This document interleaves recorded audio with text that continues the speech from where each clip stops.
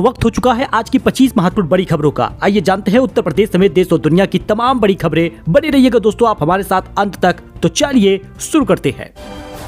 बात करें मौसम अपडेट का दोस्तों, तो इस सीजन में पहली बार 45 के पार हुआ है पारा। आज से लू और भीषण गर्मी की चेतावनी है। इन जिलों में अलर्ट जारी किया गया है। गर्मी की तलखी तेजी से बढ़ रही है। प्रदेश में इस सीजन में पहली बार 45 डिग्री सेल्सियस के स्तर को पार कर गया है। कानपुर में 45 डिग्री सर्वाधिक तापमान रहा है। और साथ ही आंचलिक मौसम विज्ञान केंद्र लखनऊ के वरिष्ठ मौसम वैज्ञानिक अतुल कुमार सिंह के मुताबिक पूर्वी थमने और पछुआ हवा चलने के कारण आकाश साफ रहने से तीखी धूप की वजह से गर्मी का असर दिख रहा है। रात का पारा 28 डिग्री के ऊपर रहेगा। फिलहाल आप यहाँ पे कुछ ऐसे जिले हैं जहां पे तापमान देख सकते हैं 44 और 45 के करीब है।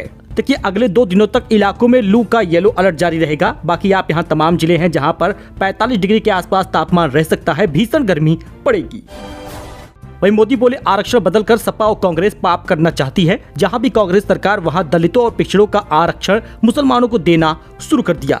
जी हाँ दोस्तों, प्रधानमंत्री नरेंद्र मोदी ने हमीरपुर में चुनावी रैली में कहा कि इन लोगों ने कर्नाटक में रातों रात मुसलमानों को ओबीसी बना दिया। वहां के पिछड़े आरक्षण से वंचित रह गए। अब यही मॉडल पूरे देश में लागू करना चाहते हैं। संविधान बदलकर SC, ST और ओबीसी का पूरा आरक्षण मुसलमानों को देना चाहते हैं कांग्रेस। ऐसा पीएम मोदी ने बयान दिया है। जी हाँ, मोदी बोले बुंदेलखंड के इतिहास में नया अध्याय शुरू होगा। तो चार धाम यात्रा को लेकर बड़ा अपडेट आ गया है। चार धाम यात्रा पर अगर आप जानने वाले हैं तो सावधान रहिएगा। उत्तराखंड के जो 4 धाम हैं उसमें आप रील्स और वीडियो अब नहीं बना पाएंगे। बैन लग गया है। 31 मई तक VIP दर्शन नहीं होगा। ऑफलाइन रजिस्ट्रेशन भी 3 दिनों के लिए बंद है। 4 धाम यात्रा के लिए केदारनाथ, बद्रीनाथ, गंगोत्री और यमुनोत्री में श्रद्धालुओं की भीड़ प्रशासन के लिए लगातार चुनौती बन रही है। भारी भीड़ को देखते हुए उत्तराखंड सरकार ने 3 बड़े आदेश दिए हैं। दोस्तों उत्तराखंड की मुख्य सचिव राधा रातूड़ी ने कहा कि 4 धाम यात्रा में मंदिरों के 50 मीटर के दायरे में रील्स या वीडियो बनाने पर पाबंदी रहेगी। साथ ही VIP दर्शन पर लगी रोक को 31 मई तक बढ़ाया गया है। पहले यह रोक 25 मई तक था, लेकिन अब इसकी डेट बढ़ा दी गई है। इसके अलावा सरकार ने यात्रा के ऑफलाइन रजिस्ट्रेशन के लिए ऋषिकेश और हरिद्वार में लगाए गए काउंटर को भी 3 दिनों तक बंद कर दिया है। यानी अब श्रद्धालु सिर्फ ऑनलाइन रजिस्ट्रेशन ही कर पाएंगे। दरअसल ऋषिकेश और हरिद्वार में भी लगातार भारी भीड़ देखने को मिल रही है। इस वजह से लोग बिना रजिस्ट्रेशन कराए डायरेक्ट दर्शन के लिए धामों में पहुंच रहे हैं। इससे धाम में भीड़ को नियंत्रण करने में दिक्कत हो रही थी और फिलहाल इसलिए प्रशासन ने ऑफलाइन रजिस्ट्रेशन बंद कर दिया है। 12 से 15 घंटे तक ट्रैफिक जाम लग रहा है। लोग परेशान हो रहे हैं और इसी वजह से कई लोगों की मौत भी हुई है। वहीं फिर से बढ़ सकती है गेहूं खरीद की तारीख। खुलासा किसानों से अधिकतम वसूली के लिए सरकार ने बढ़ाई है ऋण राशि जमा करने की टाइम लिमिट। दोस्तों किसानों द्वारा 0% ब्याज पर लिए गए ऋण की अधिकतम वसूली के लिए सरकार ने ऋण राशि जमा करने के लिए 1 महीने का टाइम लिमिट बढ़ाया है। इसकी वजह यह है कि सरकार को पता है कि किसानों को डिफॉल्टर घोषित करने से कोई फायदा तो नहीं है, इसलिए 1 माह का समय देकर किसानों से बकाया ऋण राशि जमा करा ली जाए। तो देखिए मसाले को लेकर एक और बड़ा अपडेट आ गया है। यहाँ पर भी बैन लग गया है। दोस्तों अब नेपाल में भी MDH और एवरेस्ट मसालों पर बैन लगा दिया गया है। कीटनाशक एथिलीन ऑक्साइड की जांच शुरू कर दी गई है। अप्रैल में सिंगापुर और हांगकांग में ये बैन किया गया था, लेकिन अब नेपाल तीसरा देश है। सिंगापुर और हांगकांग के बाद अब नेपाल ने भी भारत के 2 मसाले ब्रांड एवरेस्ट और MDH की बिक्री, खपत और आयात पर रोक लगा दी है। नेपाल के खाद्य प्रौद्योगिकी और गुणवत्ता नियंत्रण विभाग के प्रवक्ता मोहन कृष्ण महराज ने न्यूज एजेंसी ANI से कहा कि नेपाल में आयात किए जा रहे एवरेस्ट और MDH ब्रांड के मसालों के आयात पर प्रतिबंध लगा दिया गया है। मसालों में हानिकारक केमिकल के अंश पाए जाने की खबर आने के बाद 1 हफ्ते पहले आयात पर प्रतिबंध लगाया गया था। हमने मार्केट में भी इसकी बिक्री पर प्रतिबंध लगा दिया है।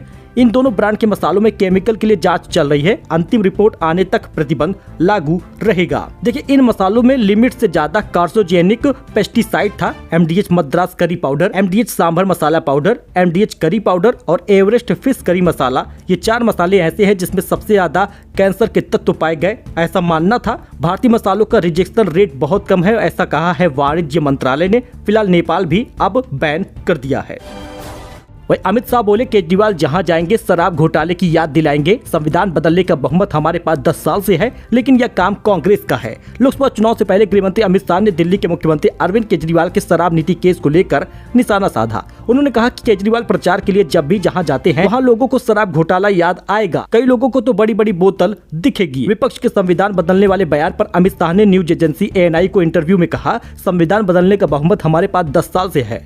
हमें 400 सीटें चाहिए क्योंकि देश में राजनीति में स्थिरता लाना है, क्योंकि देश की सीमाओं को सुरक्षित रखना है। राहुल बोले 1 तारीख को खटाखट पैसे आएंगे। अमेठी के युवाओं ने रोजगार मांगा तो मोदी जी ने कहा नाले में पाइप डालो और पकौड़े तलो, ऐसा इन्होंने बयान दिया। जी हाँ दोस्तों, पीएम मोदी पर तीखी टिप्पणी की है। कांग्रेस नेता राहुल गांधी और सपा प्रमुख अखिलेश यादव ने अमेठी में संयुक्त जनसभा की है। राहुल ने कहा 4 जून को अमेठी के सभी गरीबों के लिए लिस्ट बनेगी, हर गरीब के परिवार को एक महिला को नाम चुना जाएगा और 5 जून को हम कानून बनाएंगे और हर गरीब महिला को साल में 1 लाख रुपए दिया जाएगा। इसी साल 4 जुलाई को 8,500 रुपए बैंक खाते में आएगा। हर महीने की 1 तारीख को खटाखट पैसे आएंगे, ऐसा राहुल गांधी ने बयान दिया है। वहीं राहुल ने कहा कि जब आपने रोजगार मांगा तो मोदी जी ने कहा नाले में पाइप डालो, गैस निकलेगी, गैस से चूल्हा जलाओ और पकौड़े तलो। यह आपका अपमान है, अमेठी के युवाओं का अपमान है, ऐसा राहुल गांधी ने आरोप लगाया है। तो दोस्तों, T20 वर्ल्ड कप के लिए वार्म अप मैच का शेड्यूल जारी हो गया है। इसी जून में T20 का वर्ल्ड कप होने वाला है। इसमें 1 मैच खेलेगा भारत, पाकिस्तान, इंग्लैंड और न्यूजीलैंड नहीं खेलेंगे। दोस्तों, इंटरनेशनल क्रिकेट काउंसिल यानी ICC ने T20 world cup 2024 warm up मैचों का शेड्यूल जारी कर दिया है। इंडिया, अमेरिका और वेस्ट इंडीज में अगले महीने खेले जाने वाले T20 वर्ल्ड कप से पहले एक वार्म अप मैच 1 जून को बांग्लादेश के खिलाफ USA में खेलेगी। वार्म अप मैच में पाकिस्तान, न्यूजीलैंड और इंग्लैंड नहीं खेलेगा।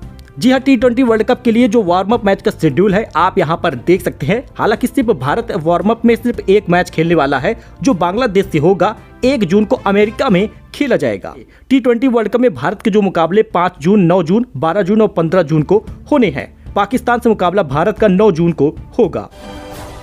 तो दोस्तों, एलन मस्क ने एक्स का डोमेन बदलकर x.com कर दिया है। पहले यह twitter.com था। 24 जुलाई 2023 को बदला था नाम और लोगो। जी हां, एलन मस्क ने ट्विटर का नाम और लोगो बदलने के बाद अब उसके डोमेन को भी बदल दिया है, अब x.com कर दिया है। उन्होंने एक्स पर इसकी जानकारी देते हुए लिखा, सभी कोर सिस्टम अब x.com पर रहेगा। वही दोस्तों, वाराणसी में 3,000 लोगों से 50 करोड़ की ठगी हुई है। 2 साल में पैसा 3 गुना करने की स्कीम दिखाई गई। ऐप से डिजिटल करेंसी में कराया गया था इन्वेस्ट। दोस्तों, वाराणसी में 2 साल में 3 गुना पैसा करने की स्कीम दिखाकर 50 करोड़ की ठगी का मामला सामने आया है। यहाँ पर करीब 3,000 लोगों से डिजिटल करेंसी में इन्वेस्ट कराकर यह ठगी की गई है। ऐप और वेबसाइट के माध्यम से इस करेंसी में निवेश कराया गया। इसके बाद ऐप की वर्किंग ही बंद हो गई। निवेश करने वालों में वाराणसी, रामनगर, प्रतापगढ़, गोपालगंज, प्रयागराज समेत आसपास के जनपदों के लोग शामिल हैं। कंपनी के लोगों ने पहले उनसे महंगी डिजिटल करेंसी की खरीदारी कराई, फिर लालच दिया और बाद में उसके दाम सस्ते बताकर कंपनी को घाटा दिखाकर बंद कर दिया। कंपनी के कथित MD, CEO, supervisor, area manager समेत 8 पर FIR दर्ज किया गया है। इसके अलावा उनके मददगारों को अज्ञात में रखा है।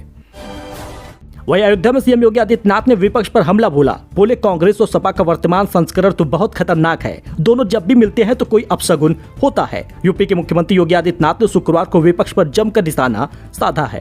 पहले भी कांग्रेस और सपा जब सामने आई है तो अपशगुन ही हुआ है। कांग्रेस और सपा ने जनता का हमेशा खून चूसने का काम किया है। ये दोनों पार्टियां खून चुसवा हैं, ऐसा बोला है सीएम योगी ने।